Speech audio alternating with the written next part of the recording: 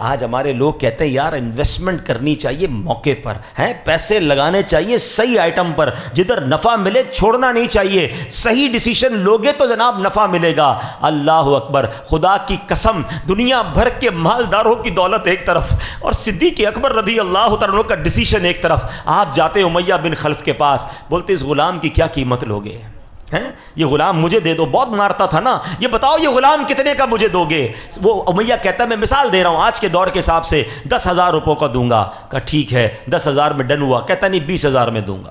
کہ 20,000 میں ڈن ہے۔ کہتا نہیں 30,000 میں دوں گا۔ یعنی اس زمانے کا جو کرنسی تھی، امیہ ریٹ بڑھاتا گیا، آپ اوکے کرتے گئے، امیہ پھر سودے سے پھر جاتا، پھر ریٹ بڑھاتا۔ اس زمانے میں مثال کے طور پہ اگر غلام کی قیمت 10,000 تھی، حضرت ابوبکر سے اس نے 1,00,000 روپے طلب کیے، بہت مہنگی رقم بڑھا دی۔ حضرت ابوبکر صدیق نے کہا مجھے منظور ہے، اب ڈیل ہو گئی۔ امیہ پتہ ہے کیا کہتا ہے؟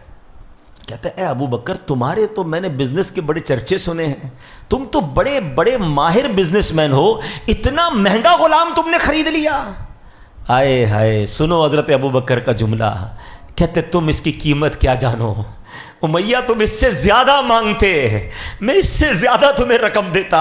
اے میرے پیارے اسلامی بھائیوں، وہ ہستی جو تپتی ریت پر بھی احد کے نام نعرے بلند کرتی رہی، وہ ہستی جس کو کافر مارتے تھے کہ اللہ کے نبی کا انکار کرو، وہ غلام ہونے کے باوجود اللہ احد ربی اللہ کے نعرے بلند کرتا تھا، جس کو حضرت ابوبکر صدیق نے خرید کر اب امیہ بن خلف سے آزاد کیا۔ یہ کوئی اور نہیں ہے، یہ بھی کسی اور کی بات نہیں کر رہا، ہم سب کے امام، عاشقوں کے امام، مؤذن رسول حضرت بلال حبشی رضی اللہ تعالیٰ عنہ کی داستان ہے۔